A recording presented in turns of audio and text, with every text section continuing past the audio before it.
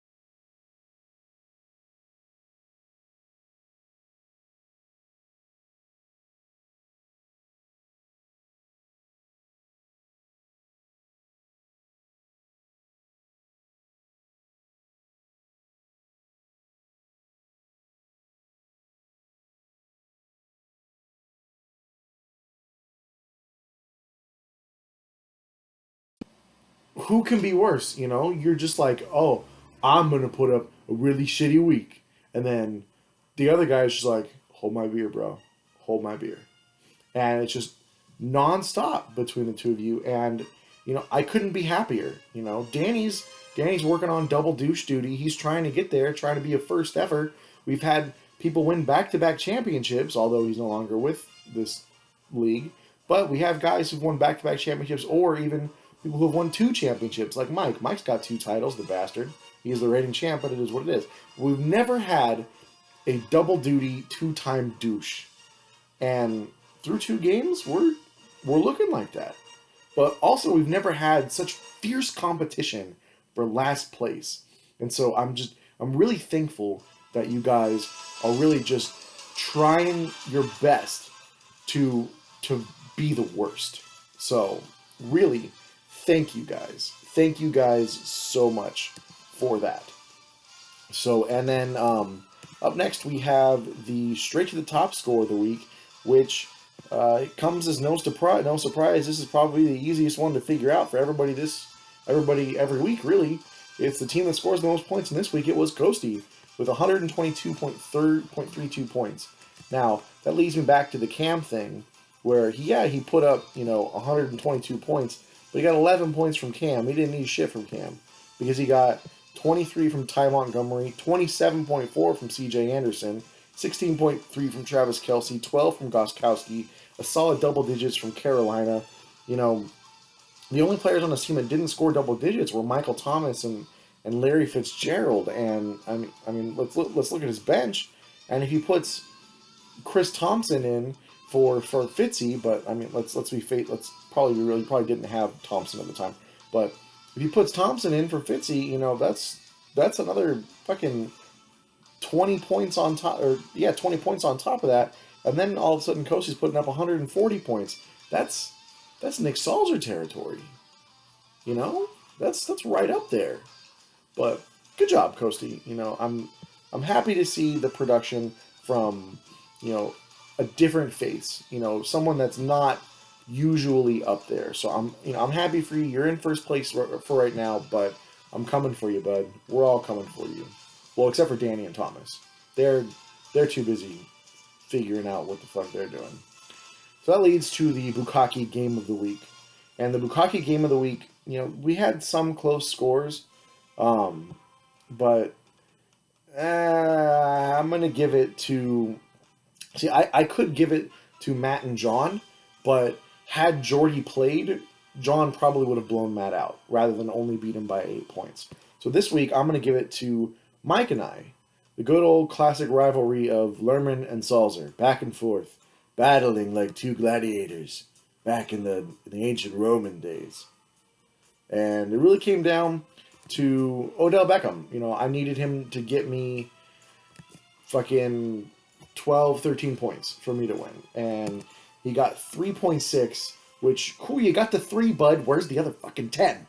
So I came up short, but, it is what it is. Like, it was all right. Mike didn't have that great of a game either.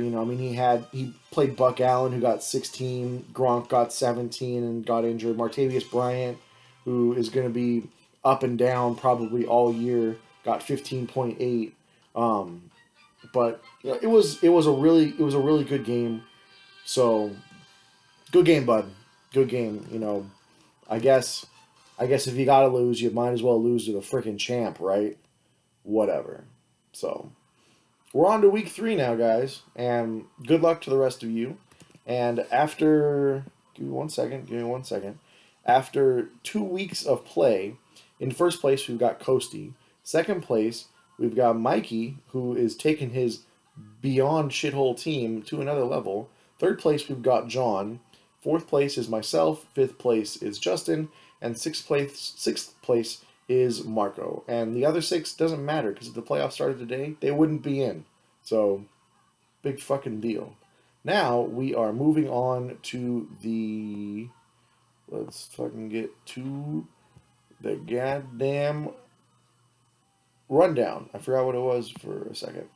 I was having issues there, and I don't like to have issues.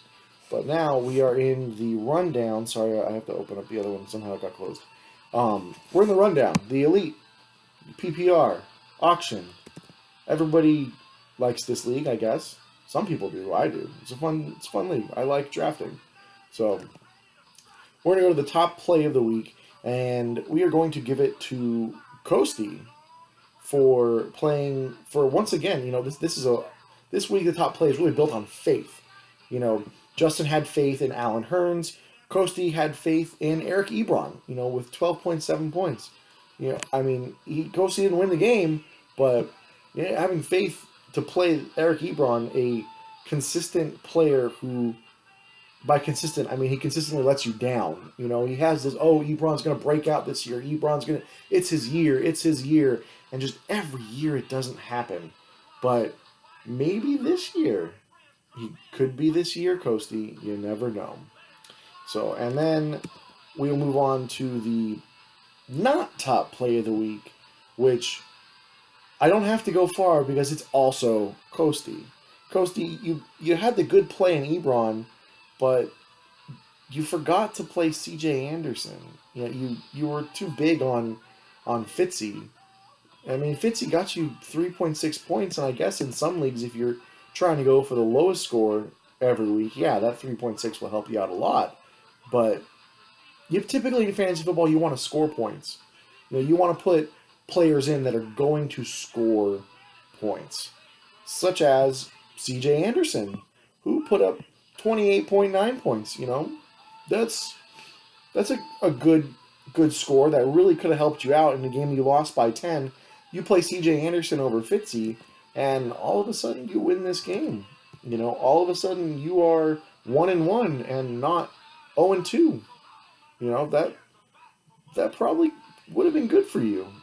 So maybe next week, next week play the guys that are going to score. Just saying. Good luck in those parlays, bud. But now I move on to the top score of the week, which Sorry to give all the attention to this game, guys, but it was a fucking monster scoring game. You got Sam. Sam put up 133.38 points. He had Brady with 36.7. Brady came back. He hasn't fallen off a cliff yet, or at least he did 2 weeks ago. He had Brady with 36.7, Ajayi 13.6, Gronk put up 20, Gurley put up 25, Dustin Hopkins, his kicker, put up 10, Kansas City put up 11. Everywhere else, though, it was not that good. T.Y. only put up 6.9, Deshaun put up 5.4, Shepard put up 4 points altogether, but he didn't need any of them. When you got Brady putting up nearly 40, Gronk 20, Gurley almost 30, really, really worked out for you. So good on you, Sam. 133.38. And I credit that to you not falling asleep this year at the draft like you did last year. Good job, very, very good job. And that brings us to the game of the week. The game of the week goes to John and Justin. Justin, you only won by 11. Only won by 11. Close game. Very close game. But like in the Messiah League, this game would have been a lot different had Jordy not gotten hurt. Jordy goose-egged for John. That helped you out a shit ton. Jordy probably would have gotten close to his projection, his 15 points, and your 17.18 points from Stafford probably would not have been enough in the end. But, hey man, this week's winner is next week's loser. Look at myself. I demolished last week, got beat by Joe. Hey man, it is what it is. But hey, at least we went to that Rams game, man. That was fun. Although they lost 2. But fuck it. Not everybody can be Baltimore. Go Ravens. So yeah, good job for everybody in the Elite League. You guys played well for the most part, with the exception of, Alex, 72, bro. That's not fun. That's not good, man. But it's a good thing you're in Spain right now, so you're not paying attention to any of this shit. I wouldn't want to pay attention to your team after putting up 72 points. Nah, not at all. So now we move on to the Rough League. The roughest of the rough. The league of the league. The roughest league around. Rough and tough. Mighty, mighty league. And I made a mistake last week in doing this. It has come to my attention that I acknowledged every other member in our league except for one. Now, to be completely honest, I didn't realize that at the time of doing it, and I want to apologize for doing that. I had absolutely no idea. It didn't dawn on my head until I was told. And so this week, I'm going to make a special note to make sure that I don't forget you. So this week, the play of the week is going to go to Mike. Mike, your team fucking beasted this week, dude. 130 points. 29 from Crabtree. 23 from Devonta Freeman. Zach Ertz, 12.2. Played great. Macklin, another double-digit game. Matt Bryant, 16 points. Double digits from Carolina. 11.4 for Michael Thomas. The only player that didn't score double digits for your team was Jordan Howard, who got 0.7. And he only got knocked out due to a shoulder injury.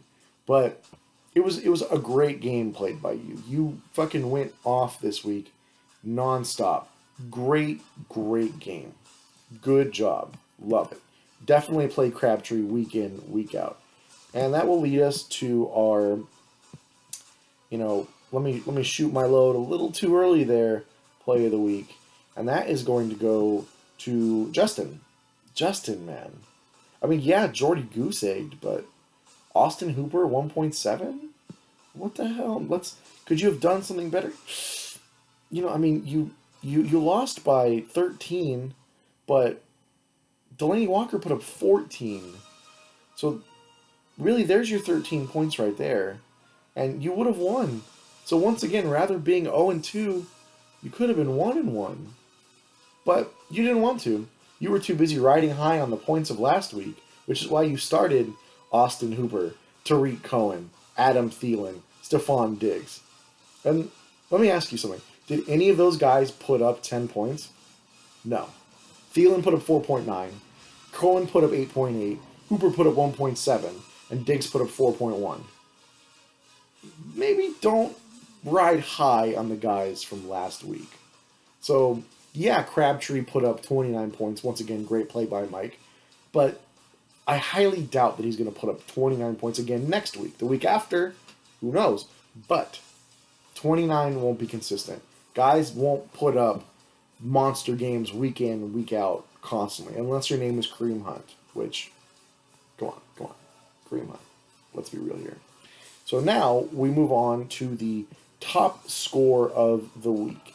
And I have a consistent theme going this year, and that is completely ignore Lewis.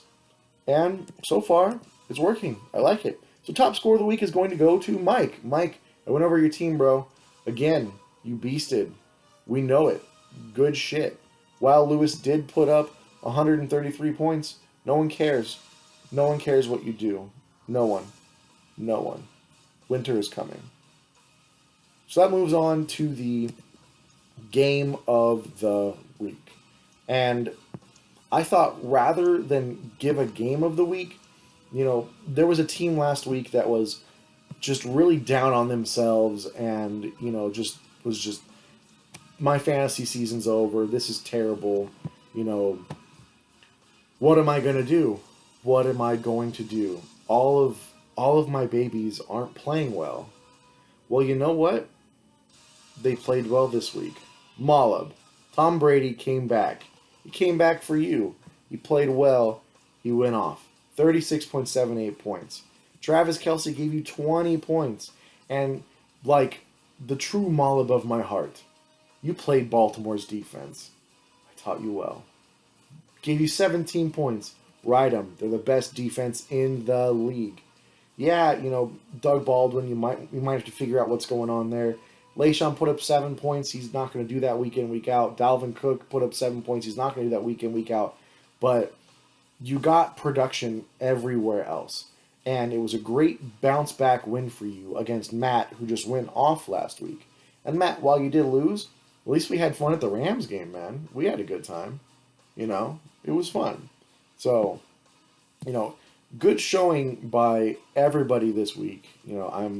I'm proud of all of you in the Rough League for the progress that you guys have made.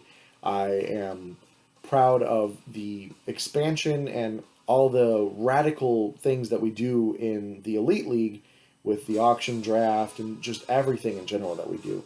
And in Messiah, I am proud to finally have two teams that really, really want to lose. It's awesome. It's great. Thomas, good luck this week, bro. So, that's it for week 2. Catch me again next week, week 3. Hopefully my hair's not as messed up, but knowing my schedule of doing this, it probably will. So, good luck to you guys. Oh, hey, Lewis, fuck you.